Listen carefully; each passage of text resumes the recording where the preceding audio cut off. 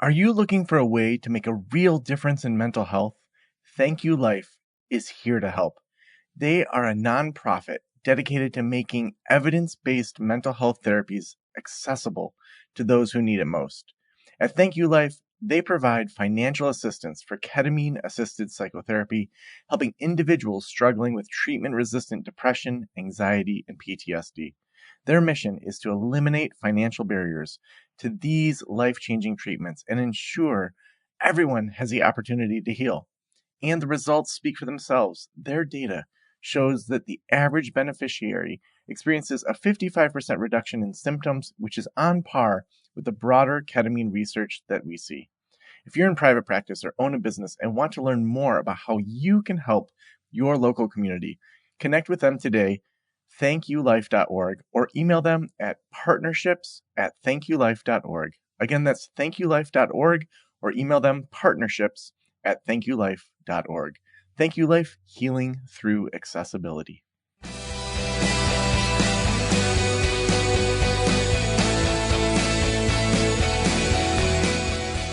This is the Practice of the Practice podcast with Joe Sanok, session number 1041.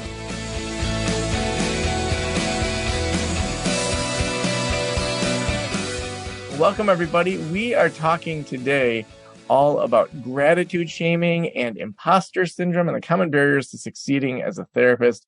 Hannah Rose is with us today, and I am so excited about that. I'll tell you about her in just a second. If you don't know who I am, I'm Joe Sanok. I started Practice of the Practice now over a decade ago, back in 2012. Launched the podcast 10 years ago in 2013, and we just passed 900 episodes. So I've been doing this for a bit. I've interviewed tons of people, over 900 people at this point. We get about 70,000 listens a month on the Practice of the Practice podcast. So that's a great resource for you if you're looking for free content that we put out at least twice a week. In 2022, we did 4 episodes a week, and in late 2023, we're going to switch back to 3 episodes a week.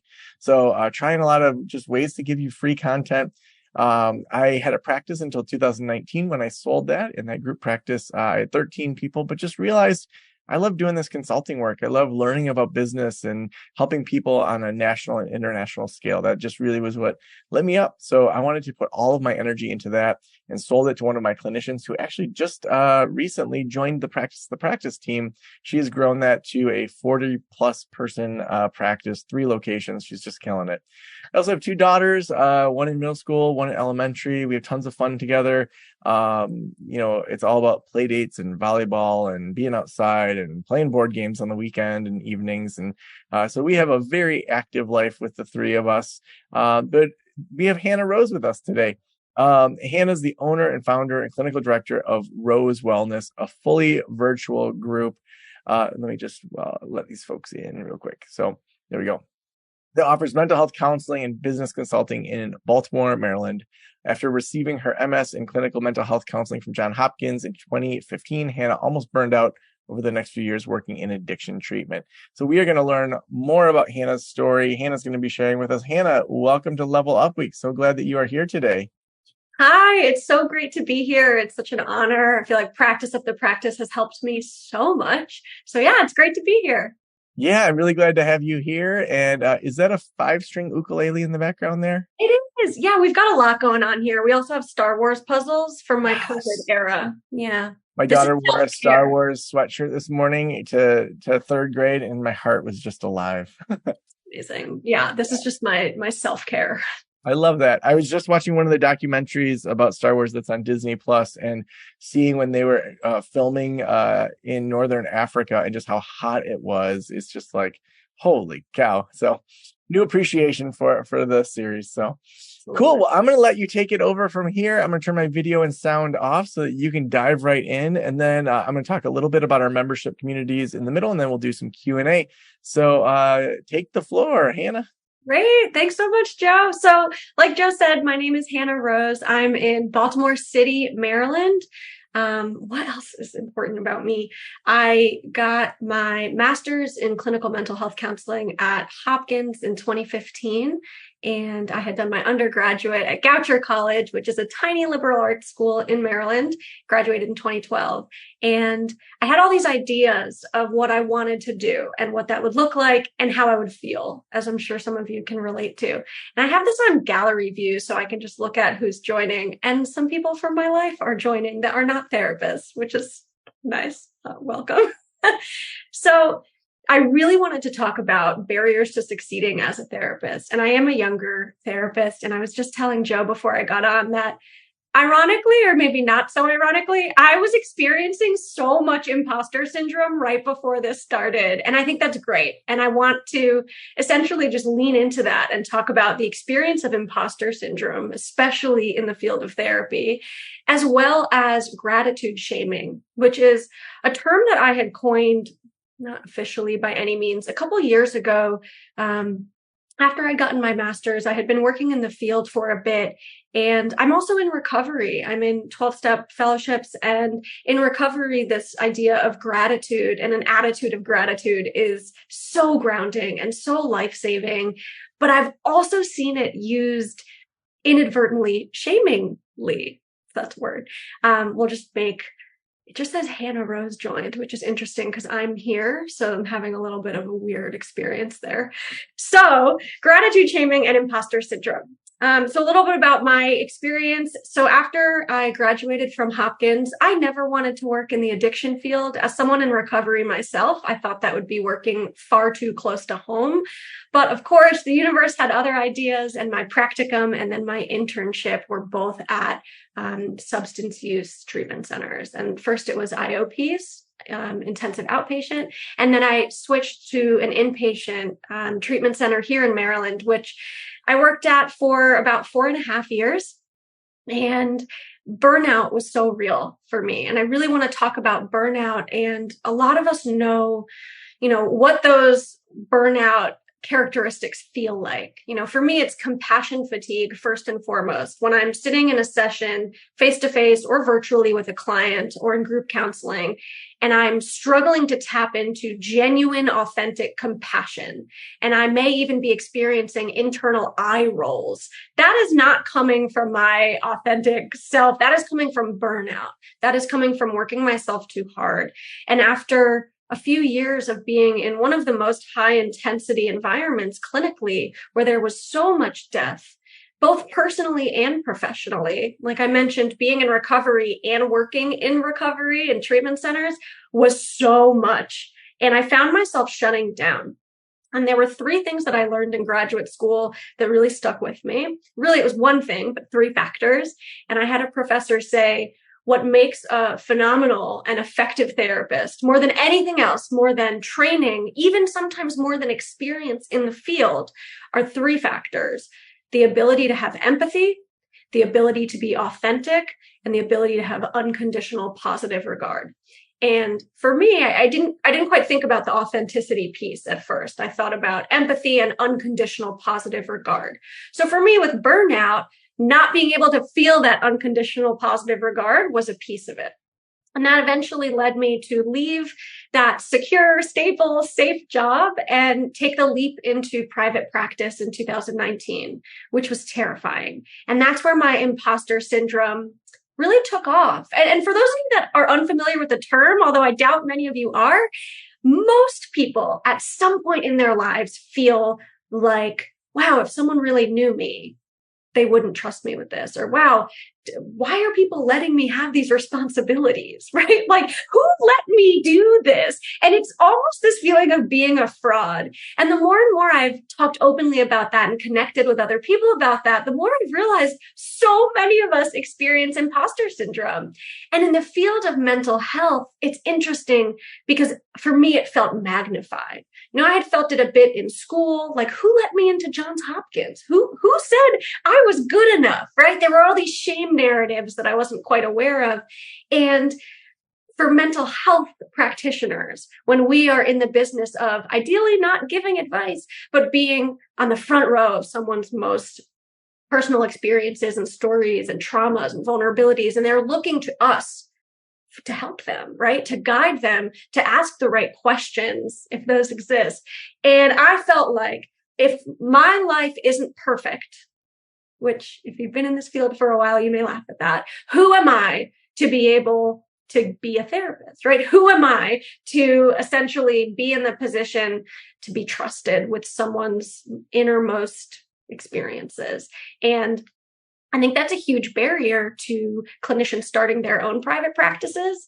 And so for me, Hannah Rose, that is not Hannah Rose. That is a friend that is on Zoom right now. For me, it was noticing imposter syndrome, identifying it for what it was, fear based in shame narratives, all being rooted in scarcity. I'm not old enough was a big one for me. Successful enough, experienced enough. I don't have enough letters after my name. I only have a master's and not a PhD. I mean, we can do this within our field, right? Look at the accolades of other clinicians and notice the imposter syndrome and say, wow, this is really uncomfortable. This is rooted in fear, and I'm going to take this leap anyway.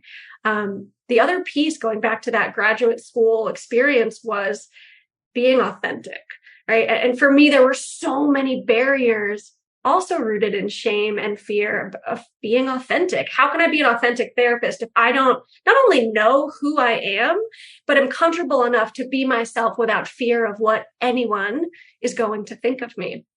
And that was terrifying. So talked a bit about imposter syndrome. Joe told me I have until 5 minutes after the hour. And as you can probably already tell, I have so many things to say all of the time that I'm just trying to condense it. I also actively didn't plan one thing for this. And I'd love to say that's because I wanted to speak from my heart. And maybe that's part of it. And another part of it was fear. And I don't love planning. And so I was like, all right, I have these general topics that I'm so passionate about. I'm just going to start speaking and see where that goes and answer questions. So imposter syndrome, navigating that. I think for newer clinicians or more experienced clinicians who are venturing into a new part of their career or starting a private practice, in my opinion and experience, almost welcoming, oh, imposter syndrome, there you are, right? I would feel so not human if I didn't experience that very human fear and use it to connect with others rather than have maybe an inauthentic air of professionality. I'm not sure if that's a word. Pretend to be something that I'm not. You know, I joked as soon as this started, there are Star Wars puzzles in the back. I have all this stuff going on. When I first started private practice, my background was very sterile with my diploma. And that was partially because I was uncomfortable being myself. And myself is loud and energetic and really passionate about things. And what I found is that the more I started to let myself be who I am, the more I started connecting with clients. And in that, word of mouth really got through. I didn't do a ton of marketing, but my caseload became full pretty quickly. And about a year and a half into being in solo private practice, I decided I would take on a therapist or two so that I didn't have to keep putting people on a wait list. And again, imposter syndrome came right back. Imposter syndrome said, you can't run a group practice. You can't manage other people. Who are you to do this? And again, going back to, I really love Brene Brown, just her writings and teachings on shame, fear, and vulnerability. And instead of saying, yeah, who am I to do this? I said, I'm a person and I'm going to try. And the worst possible case scenario here is that I experience rejection. I experience failure, all things I've experienced before, both personally and professionally, and they've strengthened me. Not maybe in the moment, they felt like absolute garbage. I'm going to not swear. And so I started hiring people, and now it's been, 2019 was solo group practice. End of 2021, I rebranded to Rose Wellness and started hiring therapists. And now we have 13 clinicians, not including myself. And it just keeps growing. And I have found that the biggest barrier along the way is my own self-talk. It's my own, this is what it should look like. This is what others expect of me. Or if I'm this far into my career or this early into my career, I should have it together. And these shoulds, I think it was Albert Ellis who originally said, don't should on yourself, which I love. These shoulds really just keep me stuck. And so to me, that goes hand in hand with gratitude shaming. Now, like I said, being in recovery, Gratitude is huge, right? An attitude of gratitude. I can easily fall into fulfillment trap. When I get this, then I'll feel this way. If I manage to do this, then I will feel better. It's very my state of being contingent on something external. And any and all things that I have received or accomplished, the fulfillment trap is still there. There's always more. And so what I found is that gratitude can really help with that. I'm grateful for what I have today. I'm grateful for where I am today, even if it's not exactly my plan. Now, gratitude shaming, which I don't think is spoken about too often, is when we inadvertently use gratitude to shame someone out of their emotional experience. And what that looks like is this. I'm really stressed about work. I have a lot on my plate and I'm feeling like I can't handle this. A gratitude shaming comment would be, well, you should be grateful you have a job. Oof. How many of you, just show of hands, how many of you have ever been told something like that or even said something like that? I know I have. Oh, you should be grateful, XYZ. Right? You should be grateful. Yes. I recently, and I believe I can legally speak about this now. Caleb, can I legally speak about the thing that I'm going to speak about right now? I can. Maybe. So recently this year, I got the yes, you can from one of my trusted friends, Brando. Talk about imposter syndrome. Oh, wow, so many of them are here. I didn't really plan for this. I needed a show during COVID to take my mind away from work and work stress and life stress. And I started watching Survivor. I decided to apply kind of as a joke, not expecting anything of it. And long story short, I went to Fiji for a month this year and competed on the reality show Survivor, and it airs on Wednesday. And what that did was give me a lot of opportunities to look at A, imposter syndrome. Who am I to compete on some really hardcore show? B, gratitude shaming. Well, you should be grateful you got this opportunity. The level of stress that I experienced, it was very cool. Yeah. And a lot of the people from the cast are here because they are my new family. But what that did, hey friends, what that did was really kick my butt into gear of needing to delegate responsibilities of the practice. Up until earlier this year, I was running back of house admin, insurance billing. That's what I told everyone on the cast I did for a living. I said, oh, I'm a medical biller because I know everything about insurance codes. I see you laughing because if you're in practice and you don't have a medical biller, it takes up a lot of time. And so I was doing everything myself, and I had 1 month notice to say, oh, okay, in a month, I'm going to be out of the country for a month with no contact with the outside world. How will this group practice with 13 clinicians run? Because I won't be there. And I felt like, well, I should be grateful for this opportunity and I should be grateful that I'm self-employed. But the stress was so real. And barring Survivor and that whole experience, I think this notion of I shouldn't feel pain or I shouldn't feel stress or I shouldn't feel fear because I should feel grateful is shaming and damaging.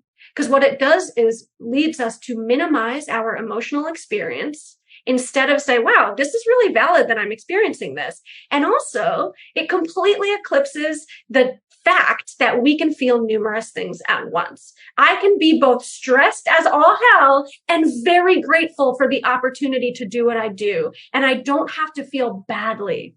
Now, if the first wound is feeling that stress or pain or fear, the second wound, which is almost always self-inflicted, is how we judge ourselves for feeling what we're feeling.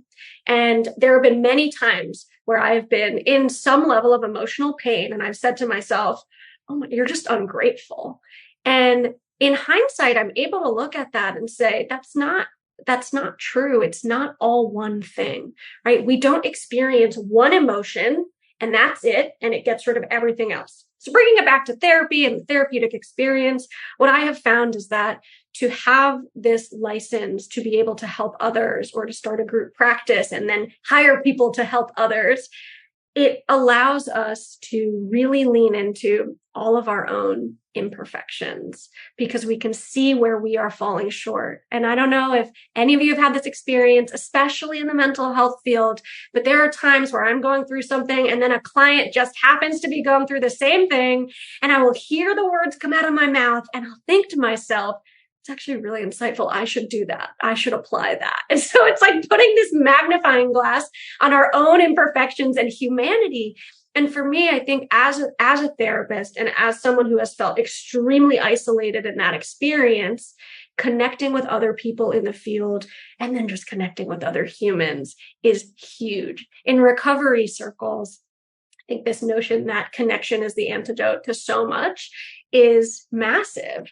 And for me, I think noticing, again, going back to imposter syndrome, really the first step of this process is identifying what activates that imposter syndrome. And for me, it's very much, or it used to be when I felt condescended. I used to say like my biggest trigger is narcissists or people who talk down to me. And I realized over time that they have nothing to do with it. It's my own insecurities and things that I don't feel grounded in. When those things are potentially brought to the surface, I immediately would get defensive and say, oh, it's about that person. And the more I was able to really identify what are my emotional triggers and then really dive deeper into where that comes from, the less anything external has the capacity to rock my foundation of self. Now, that's true for clients. That's true in terms of how clients feel about me, or if they drop out of therapy. It's true for other therapists. It's true for friends. It's true for family.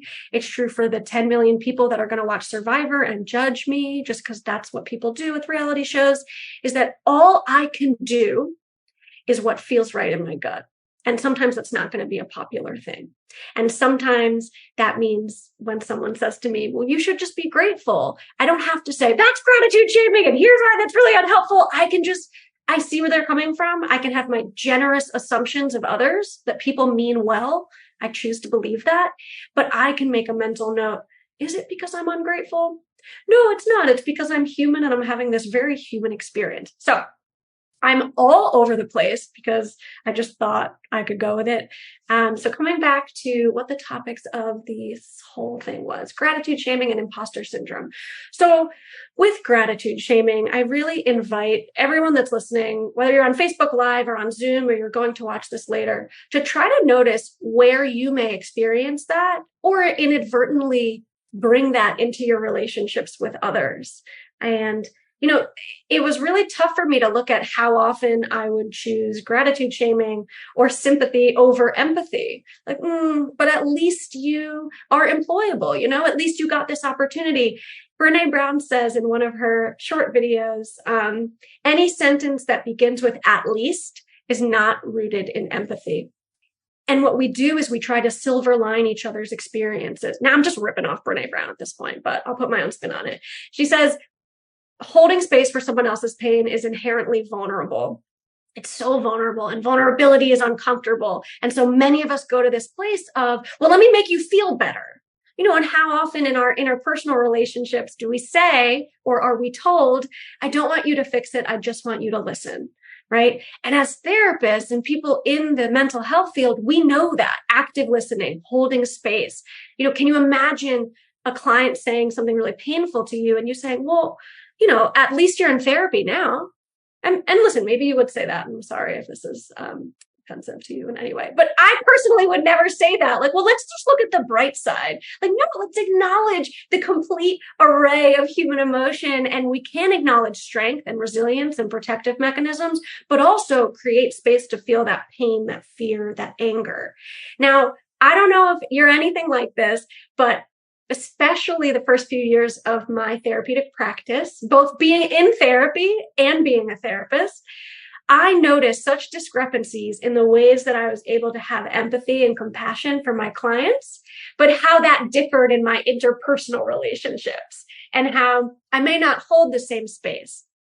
And I may jump to gratitude shaming. I may jump to silver lining someone's experience. And it was really humbling to look at what lessons can I learn from the therapeutic experience not therapizing friends and family by any means, but where am I not practicing what I preach?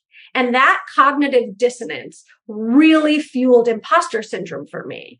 And so going back to authenticity, I am, and I think anyone that knows me personally, whether you were on a Fijian island without food and water with me, or you are a colleague, or you are a friend who's just supporting me, my affect is pretty much the same in all of those situations. And for me personally, this is what has worked. I have found that the more barriers that I can deconstruct in between me and how I really feel, who I really am, the more I'm able to live my life in a state of congruence. Now, obviously, boundaries are incredibly important, and having boundaries with clients and different boundaries in different scenarios, without a doubt.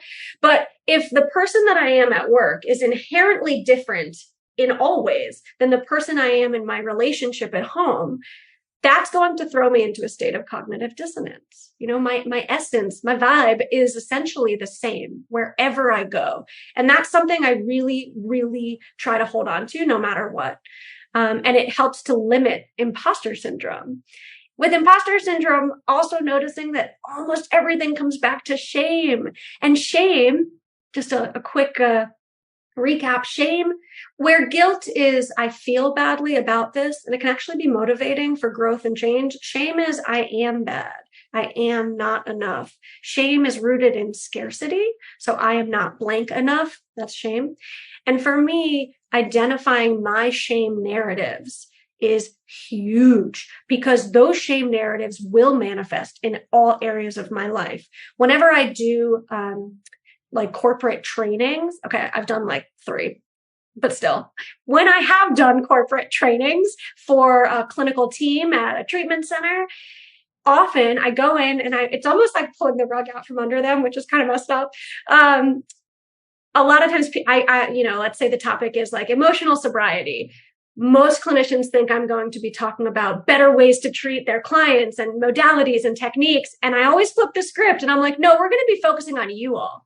And I think keeping the focus on the therapist, the person that is providing the treatment in any capacity, is huge, because I was taught if I don't heal and start to heal and begin that process of healing my own wounds, I will experience countertransference in a way that can be potentially harmful to my clients. I will project and leak out all of my own stuff onto my clients. I need to take care of me first. And we all know, right? Like the airplane, put the oxygen mask on yourself before putting it on anyone else. And that's what led me to essentially quit, again, my very secure treatment center job, because I couldn't keep working in the addiction field full time. I wanted to work for myself.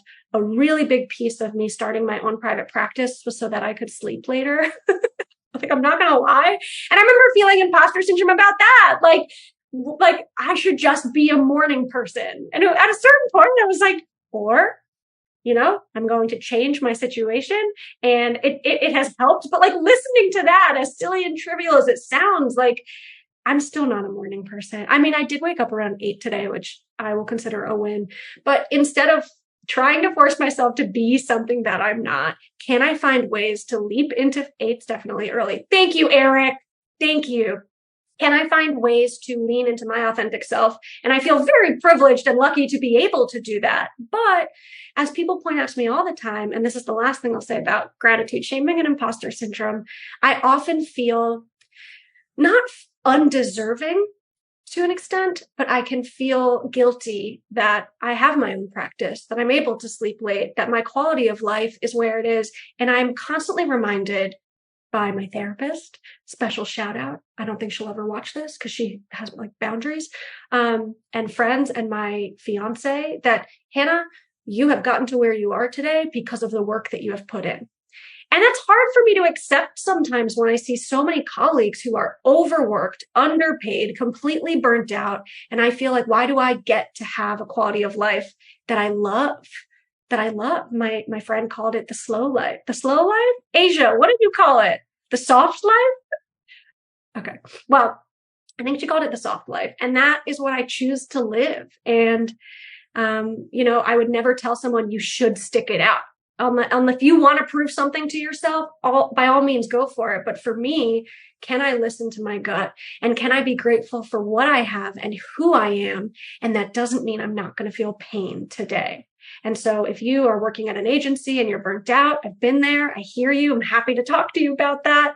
If you're in your own private practice, you're killing it and you love it, awesome. I don't know if any of you have struggled with feeling like, again, it's not fully undeserving, but I do think there's remnants of shame there for me, where it's almost survivor's guilt, no pun intended, of why do I get to have this life that I truly want to be a part of? And for me, I think seeking outside sources, like, again, when I found Brene Brown, that was pretty life-changing in 2015. And when I struggle with setting boundaries, I read the book Set Boundaries, Find Peace, and it was life-changing. And when I struggled with being addicted to my smartphone, I read How to Break Up with Your Phone. And I think there are so many resources available to us. And just noticing whatever guilt you may feel, shame you may feel, fear you may feel, it is normal. You are not alone. I don't really know what I said for the last half an hour, but I do know that when this is over, I'm not going to be in my head thinking about what I said, how I sounded, if you liked it. I know that I showed up with my whole heart and spoke from the heart, and that's really all that I can do.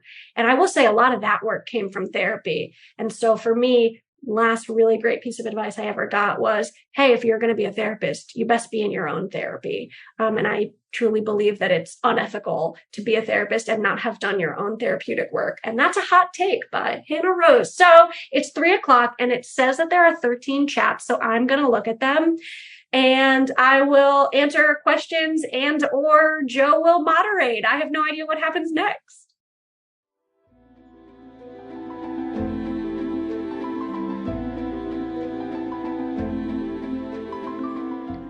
Whatever stage your practice is at, we know using great resources with patients is crucial to helping them get better faster.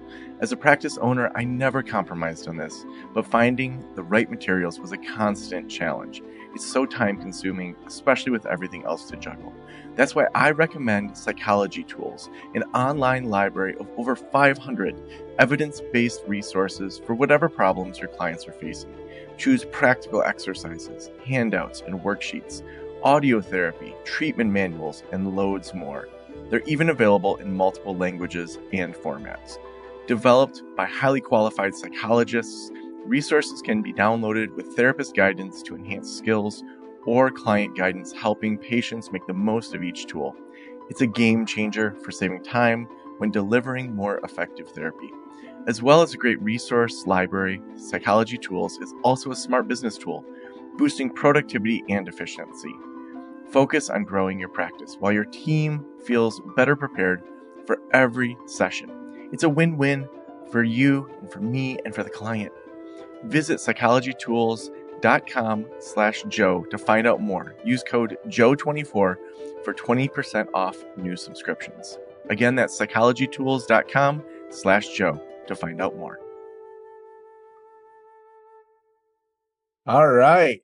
Well, let me add my spotlight in here. That was killer. I'm talk a little bit of our membership communities, and then we're gonna dive into questions. So get those questions coming in.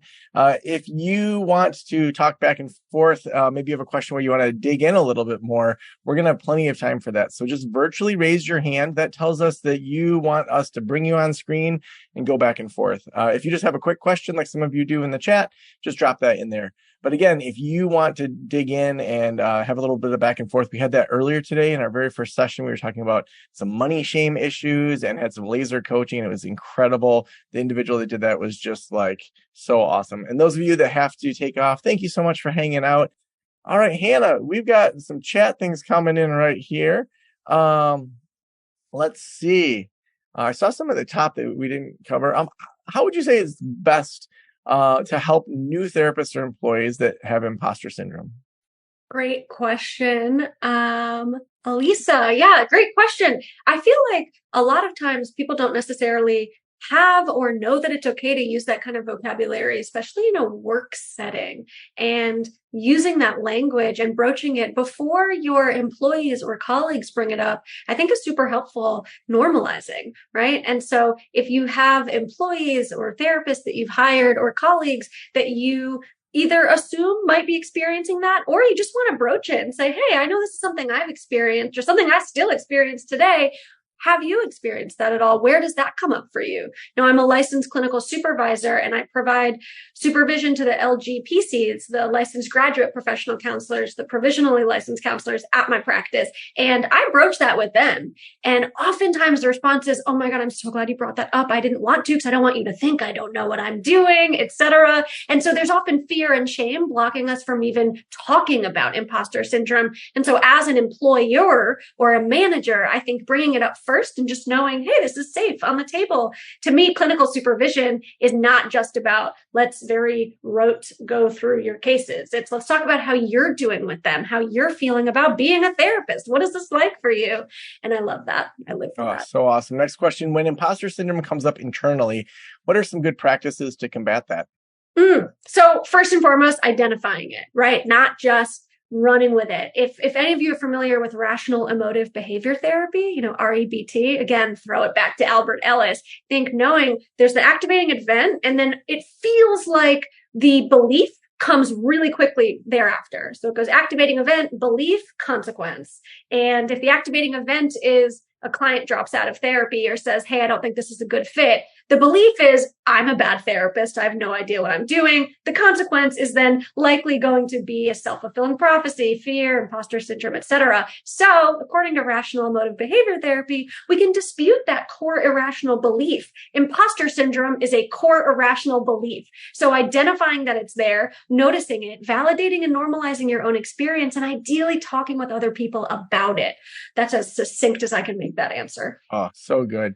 Now, for you personally, do you have any habits that help you stay grounded and realize, well, I'm overthinking this? And so sure, we have like psychological symptoms, but are there things that you think, man, for me, I just need to like make a smoothie or like things like that? Yes. I actually just did this podcast, and someone asked me the same thing. The host said, how do you essentially take care of yourself? And to me, dealing with imposter syndrome, fear, etc., is all wrapped into taking care of myself. Moderating what media I consume is number one. I'm not going to get my soapbox about social media and how I don't have Instagram. I can't. I've tried. Just me personally, I understand for business, it's really integral at times. But so I love reading, right? But I can't always be reading nonfiction, like really heavy therapy stuff or self-help. I go back and forth. So I read like smutty fantasy books, and then I listen to nonfiction or domestic thrillers. And I kind of, if I'm watching a show, someone just asked me, oh, have you seen Dope Sick? And have you seen Painkiller? And these shows are phenomenal about drug addiction and recovery and the Sackler family. And I have to check in with myself before watching that kind of media. I have to check in with myself before watching things that are going to essentially drain my cup as opposed to fill it. Mm-hmm. I'm with you. I feel like, especially when I was practicing therapy, I could not watch shows that reminded me of therapy. It's like the closest I could get was like Extreme Home Makeover, where it's like you'd hear their sappy story and I'd be crying in the first 5 minutes. But I feel like consuming media, I think, is something that oftentimes we don't talk about in therapy or as therapists. And even just, going into Level Up Week, every morning, I walk my daughter to school, I'm home by 9:05. I'm not a morning person either. I'm with you. I'm like a teenager still. Like, given a lack of an alarm, I will sleep until like 11 every day, even if I go to bed at a reasonable time. Yes. But it's like, I'm home, and each morning it was a 10 a.m. kickoff for Level Up Week. So I made sure I gave myself extra time. I didn't want to be scrambling and kick off at 9:30.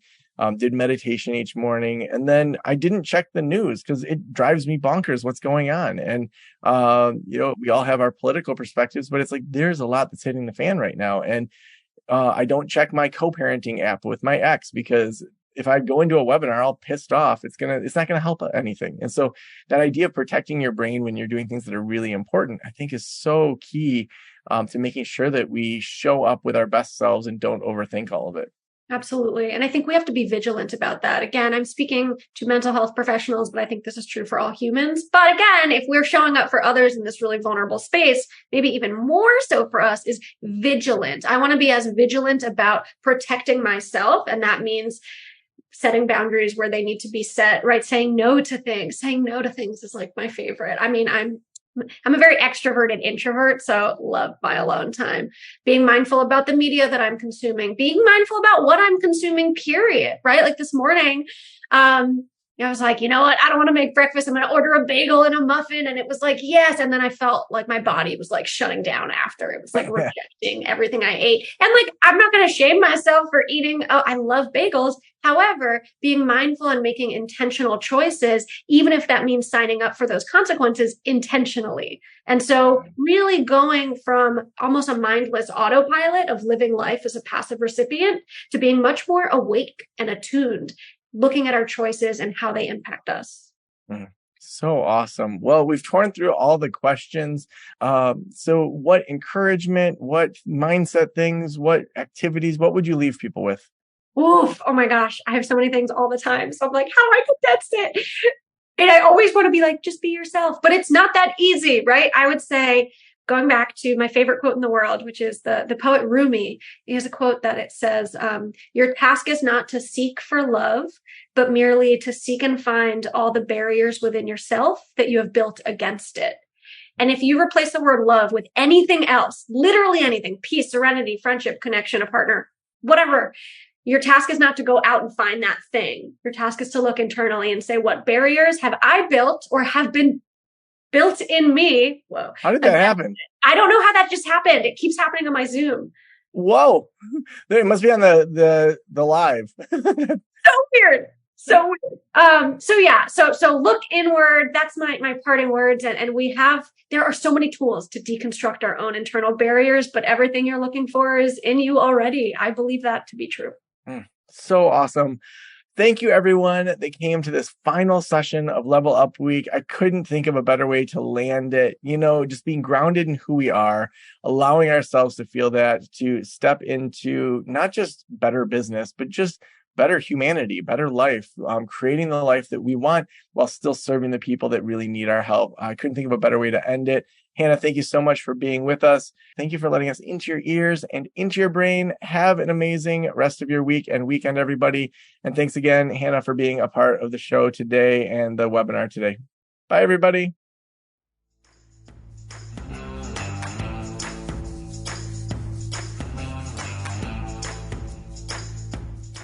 We could not do this show without our sponsors, and today's sponsor is Psychology Tools. It is what I wish I had when I was in practice.